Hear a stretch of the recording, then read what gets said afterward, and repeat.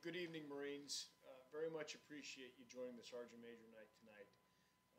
Our intent tonight is to simply take a breath and go over some of the things that happened over the past year to maybe better contextualize and help you place value on your continued service as a Marine, but also to give you a look forward in time.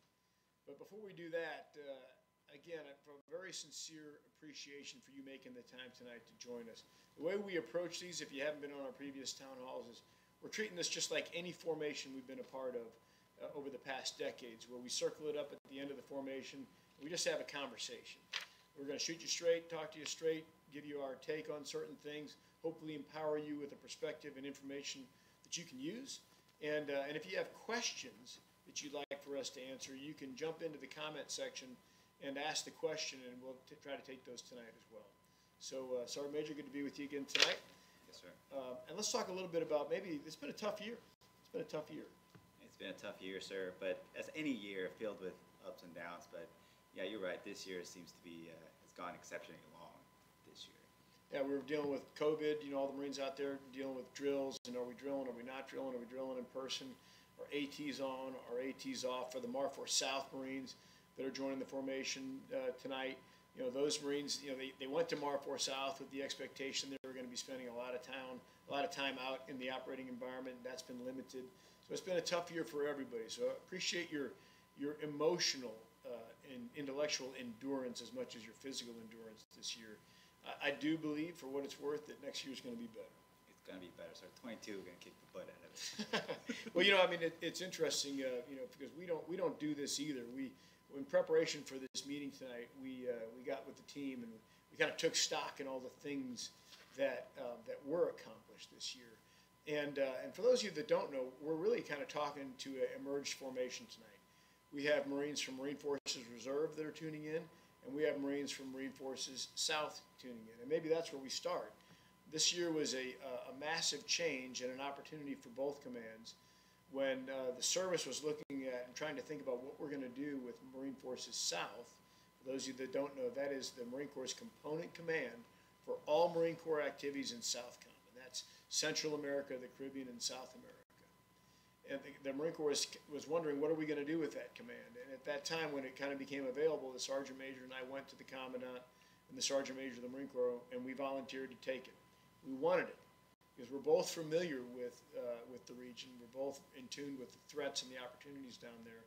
And what we know is that what Marine Forces South really lacked was a sustained partner in the operating forces to get down there and develop expertise and to contribute real capabilities over a period that was predictable.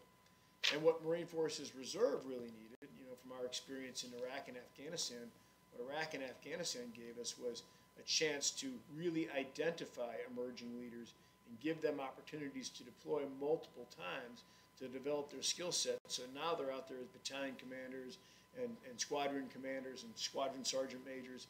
That experience is vital.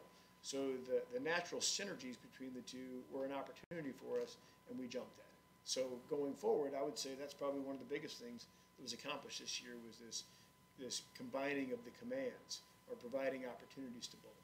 And agree, General. And in addition to that, I saw it as a great opportunity for example, I've had 2 trips already to the Dominican Republic and Colombia. And all I saw was great opportunities for you, the young NCOs, junior Marines, staff NCOs. I can't wait for you to get out there and see, interact, and exchange ideas and training. I think it's going to be incredibly valuable to you going forward. And in addition to that, quickly establishing relationships with the other service senior enlisted leaders. And I can't wait to put together PMEs where you can interact with other services and see how they do business. I think it's going to be incredibly well worth it for us. Yeah. And for the Marines from MARFORSOUTH that are out there listening, you just basically got a partner of 100,000 Marines. And just like any Marine, those Marines are looking for opportunities to deploy and do something meaningful. And the Marines from MARFORRES, which you just got, was a chance to have predictable deployments into the future that you can either volunteer for or be adjusted to, or to be sent down for in your annual training or for operations. And that's a good thing for everybody. I think the other thing that we noticed this past summer, Sergeant Major and I were able to go out there, and some of you were probably out there and visit the Integrated Training Exercise, or ITX, in 29 Palms. So you may not know, going forward, the Marine Corps is only going to do that 3 times a year, because it's a service level exercise. That exercise is not owned by the battalions or the squadrons or the DETs, or even the wing or the divisions or the groups that are sending Marines out there. Not even by Marine Forces Reserve. The Commandant of the Marine Corps owns that. It's a service level exercise. It's only done 3 times a year now. And MARFORRES has one of those turns. And you may not understand the scope and scale of that. I think, what is it, 5,600 Marines? A little over 5,000, yes. Okay, 5,000 Marines come from over 60 different locations within the country. Based on my own personal experience as a mobilized reservist going to Iraq or Afghanistan or other places, it's the closest thing we do to actually mobilizing and deploying for war. By that I mean, you come from your home training centers, you bring all of your weapons and equipment, and you deploy into the Mojave Desert. And give them a feel for what it was like out there when we were there. Well, of course, you had to do it in the middle of the summer where it's brutally hot. But just like any other formation, just like any other thing that you do, you start off well, but then you end up even so much better than how you started. I tell you what, we saw, yes, they accomplished the things that they had to do in ITX, but more importantly, what we saw when we visited, and I know from TTECG, those evaluating what they communicated to us was the leadership. Yeah. That the leadership was there, yeah, and that the toughness was there, and the Marine spirit was there. Yeah, the eager leadership, the aggressive leadership. Not surprising, it's not surprising to me, but it's always humbling. And for those of you that haven't had a chance to do the ITX, you will be pushed, especially if you're wearing multiple stripes or rocker, or if you're a commissioned officer, you will be pushed. You will go to your dark place, and that's what we need, right, to develop. So great opportunity to train, lots of live fire. We were laughing. I think we were out there. I can't remember which platoon it was from 325, but we watched 410 Alpha, and that range starts in a ditch, basically, and you go through a breach. And I looked down to Sergeant Major, and I looked down on the ground and said, hey, I think that might be brass from my platoon 30-some years ago. And that's how many Marines have gone through that breach. It's that hard. The other piece, now talking, getting MARFORSOUTH back into this, is exercise Unitas. Unitas is the longest standing naval exercise the United States does. Now think about that for a second. It included, 19 different nations? Yes, sir. This year it was off the coast of Peru, and MARFORSOUTH had worked with one MEF and had, I would say, an 80% solution before the combinations of the command. But what was lacking was a command element. That's what the exercise really needed. It was a major exercise, needed a command element. What the combination of MARFORRES and MARFORSOUTH gave us was the ability to immediately assign and deploy a command team down on top of that exercise to facilitate success. Phenomenal exercise, as always. The Peruvians are great partners. You got to do some work, but at the end of the day, it's great training, and almost all the Marines coming out of that were very appreciative for the chance to deploy, embark aboard Navy shipping, do ship-to-shore movement, do riverine movement, live fire with multiple countries, and now we're going to be part of that every year. In fact, this year already, the command element for Unitas 2022 has already been identified. It is 25th Marines. 25th Marines has already got it. They had ITX last year. They proved it in the desert. Now we're going to see if they can do it at sea. And they're going to take probably about 1,000 Marines embarked down on different ships, U.S. ships, Brazilian ships, French ships, and they will exercise off the coast of Brazil this year. It'll be a great exercise. What else? You want to cover the cyber games? Yes, the cyber games. So the cyber games, 6th Com Battalion, Force Headquarters Group, again, for the 2nd year in a row, taking first place in the Marine Corps Cyber Games. So awesome. We took the trophy, and from what I gather, it wasn't even close. But again, if I can just say really quick, the MOSs, you didn't do it with a 17XX Cyber Marine. What you ended up doing it with was the talent that the reserve component has. And yes, you may be a 1391 or 0369 or 8999, whatever MOS it was, what you do in the civilian sector, and you brought that here to these games, and it was quickly evident how far above and beyond you are from your peers. And so anytime, any chance I have an opportunity to showcase our talent, I did with the Sergeant Major of the Marine Corps. play. Yeah, it's funny, we always joke, people try to say, well, winning isn't everything, and that's not really Marine talk, and winning's important. And for you to consistently go down there, I think this is a DoD competition, not just Marine Corps. And so MARFORRES consistently finishes at the very top end of that, and this year, once again, they won it. And what I love about it was, what the Sergeant Major said, is it wasn't necessarily school-trained MOSs. What the Marines from MARFORRES and 6 Com brought was that maneuverist mentality, that aggressiveness to close with the threat, to begin to maneuver and find a way to win, and they did. And it's already begun to form, because this is a consistent result when they go downrange and they compete in these exercises. They have a DoD-wide reputation now, and that's going to provide opportunities for the next generation of Marines. Yes, sir. Well, that was happening. Unitas, Cyber Games, you had Task Force Resolve. That's right. So you had prior recruiter, prior drill instructor. I know how important it is. The Marine Corps knows. You know how important it is to make Marines. It is the very best thing that we do. And a little over 850 Marines. Yeah, so maybe frame the problem. What was the problem that we were trying to solve? COVID. So COVID came to town, and of course everything is shutting down, but we can't shut down, and we couldn't do it. So recruit training continues to happen. It must continue to happen. We must continue to make Marines. So you mobilized, you got activated, and on both coasts, East Coast and West Coast, you took care of the Hoolies as they transitioned from their cities into this holding pattern, and then giving them the ability to train a lot quicker. Yeah, for over a year, I think we did that mission, and Marines did it for MCRD, Paris Island, and San Diego on both coasts. So excellent opportunity to contribute to making Marines. Okay, let's talk a little bit about the Summer Officer Tour. Some of you, probably very few of you knew about this. We began an initiative this year. We're looking for ways to identify future talent. Those are my attack labs out there. You hear barking in the background. There's a proposition. We go out there and we spend a lot of money and a lot of effort to find future senior leaders in the Marine Corps. And typically we'll recruit them out of colleges or out of colleges is a typical place we recruit them.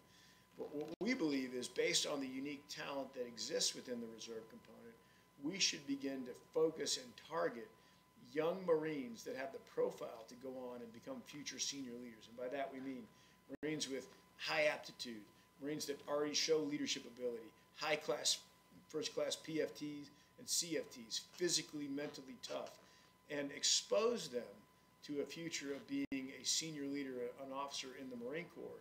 And what we did this year was we took this diverse group to Quantico, and we began from the very beginning of the journey. We took them to Officers Candidate School, showed them what that was like, let them talk to some of the staff, exposed them to some of the challenges that the candidates go through. Then we took them to the basic school, which is the initial training of a Marine officer, and then we gave them a look at different MOSs and gave them access to senior leaders that kind of shared what their journey was like. We're going to do it again this year. The Marines that participated during our first iteration, they loved it. They gave us great professional feedback. We got good ideas on how to improve it even more. If you're interested and you think you meet that profile, talk to your chain of command. We want you there. Sergeant Major and I personally lead that. We'd love to have you there this summer. I want you to see it. Yeah. I want them to see it. I want you to see behind the scenes that there is a possibility that you can wear the shiny stuff. And maybe you don't know that now, but maybe by seeing it, you can see that I can't get over that obstacle. I can't do the academics that are needed to be done. So I think it's a very, very important program down the line for us. And I learned a ton. I went through it, and I learned a ton of it. So it's a great opportunity, Marines. And then, as we do every year, we contribute to sustained operations within geographic combatant commanders and functional combatant commanders all around the world. What does that mean? I mean, we've kind of divided the globe up geographically into headquarters, and we contribute to almost every one of those headquarters on a sustained basis. And then functional combatant commands are the newer domains like cyber. Those we're contributing Marines to that as well. I'll give you an example. Tonight, I think we have VMFA 112, which is an F-18 squadron, the Cowboys out of Texas. They're forward deployed on the mission tonight, flying patrols in the Pacific with live ordnance aboard in order to deter and protect. And that's a very dangerous and dicey mission that requires the highest end of capabilities and professionalism. We got Marines from 4th Reconnaissance out there, Marines from 4th Tracks that are deployed into the Pacific and other places on the planet.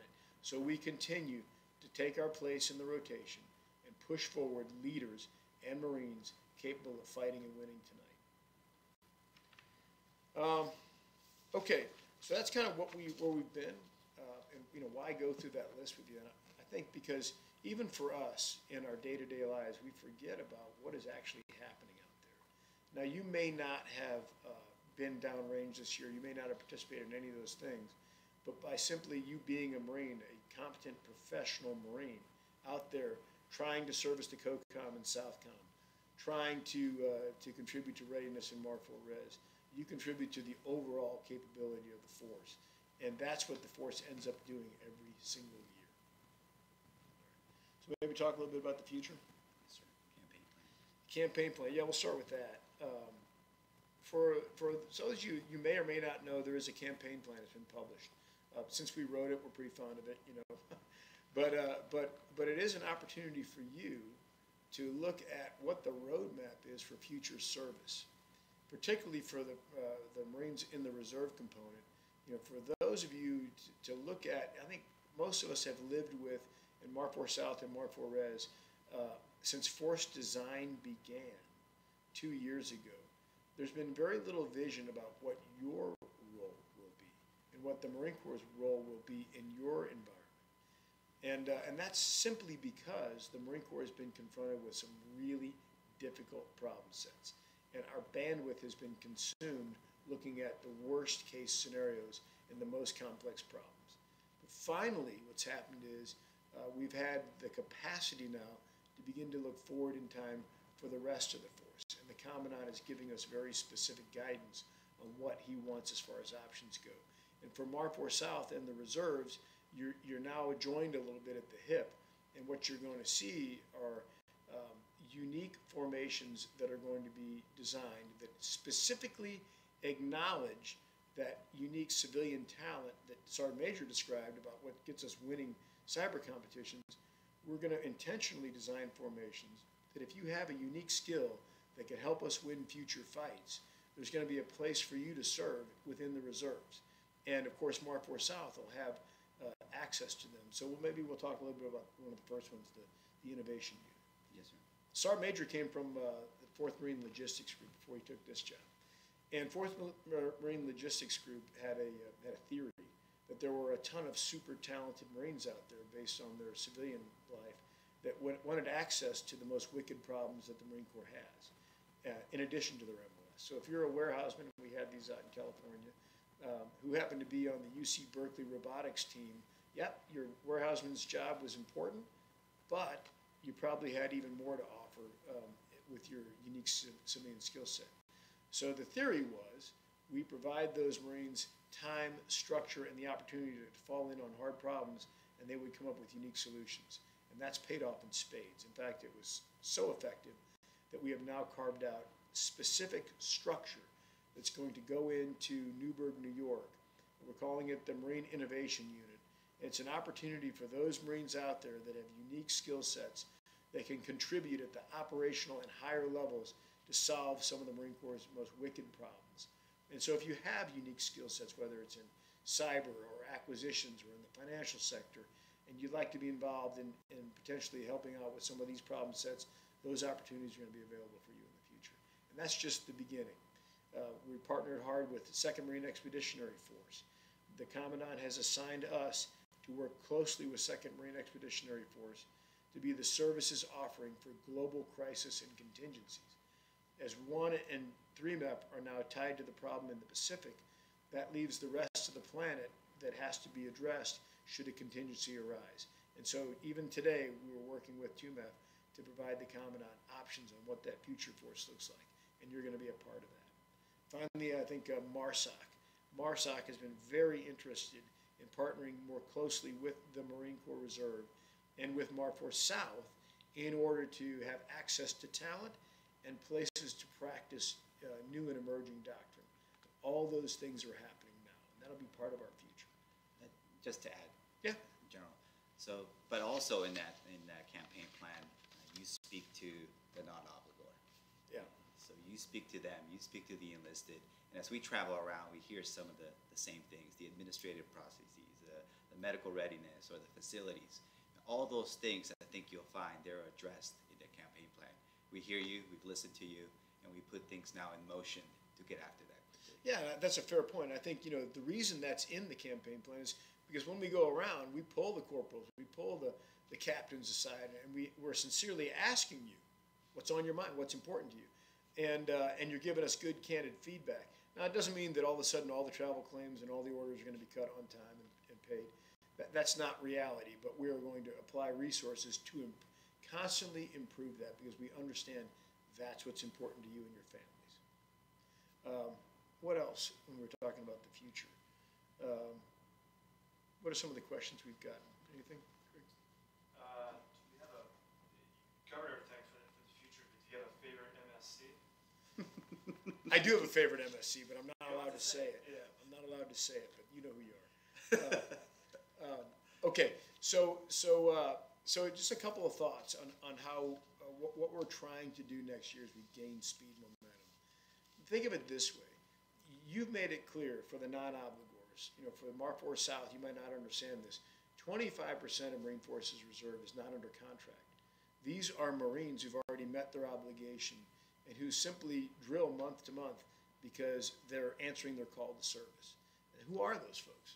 Those are our platoon sergeants. Those are our company commanders. Those are the leadership in Marine Forces Reserve. And as you can imagine, for those of you that know, if you're tremendously successful and ambitious and disciplined in the Marine Corps, chances are very good that's what your civilian life looks like. And as you move through life and you gain more and more responsibilities and authorities, it's very complicated to continue service. We're mindful of that. We're looking hard at reducing frictions, and just as importantly, applying you real opportunities for you to contribute on meaningful missions going forward. So that's in our mind. That influenced the campaign plan as well. So we do have a question. All right, let's do it. Make it a hard one for the Sergeant Major. Gentlemen, what can the Reserve Component Marines do to legitimately influence the talent management discussions to ensure that they involve the total force? That's a great question. We must have planted that question because we talk about that all the time. I think I know who that is. Yeah, that's right. Yeah, good question. You're going to give him a coin tomorrow. So look, you might have read, or some of you might have read the talent management document that just came out, and I think we just need to do better overall, and we're working on it as a Marine Corps to acknowledge the total force. But when you talk about things like the Marine Innovation Unit, that is the service. It's not within our authority to do that. We have to go to the Commandant and say, this is what we want to do, and here's the opportunity out there. This is the unique talent that is out there in the force that is looking for a way to contribute at a much higher level. And we were given authorities to do that. So in my 3+ decades of service, this is the first time I have seen a significant movement that is acknowledging the unique skills and talents and trying to get that into the fight. So I'm very encouraged. Good question. But meanwhile, you have a Marine in front of you right now. Information each and every day. I'm MFR and MARFORRES South, and I walk outside my hatch, and there's a staff sergeant there. So I try to do as much as possible for that staff sergeant. Yeah. Because that Marine is in front of me today. Yeah, exactly. That's a great point. So you can't lose sight. Yeah, we're talking about tomorrow, but our sacred and moral obligation is to the Marines that we are blessed to lead right now. I think we've probably gone about as far as we can go. So let's close with an acknowledgement. That we are thankful each and every day to have the privilege and the opportunity to serve with you, to serve for you. I'll tell you, I'll speak for the Sergeant Major, we love our job because we get access to you every day. And the work that you're doing is important. And what we get a chance to know is the opportunities for you long after we're retired are exciting.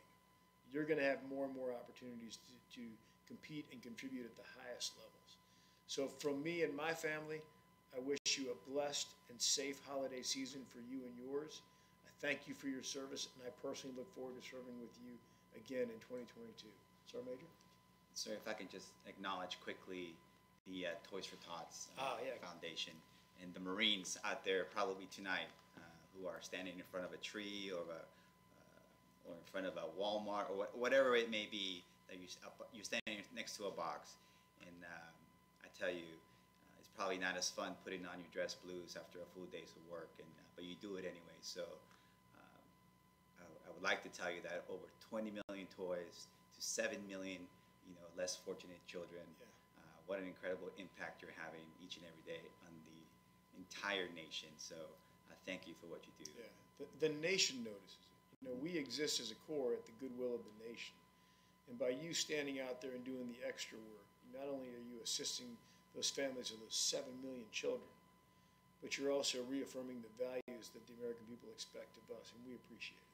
Yes, sir. And then lastly, as you close in on this year, you've had a year of wearing this, I love this uniform and not looking forward to the day that I have to take it off. So you had a whole year of wearing this beautiful uniform yet again. And I would just ask you to remember that this is a good life, and having the opportunity to get up in the morning and get in front of Marines and do what you wanted to do early on, whatever the reason was that you decided to join and be a Marine or be a sailor. Remember that and get after it each and every morning. So be safe. We need you. We love you, and have a safe and happy holidays. Semper Fi, Marines, hoorah.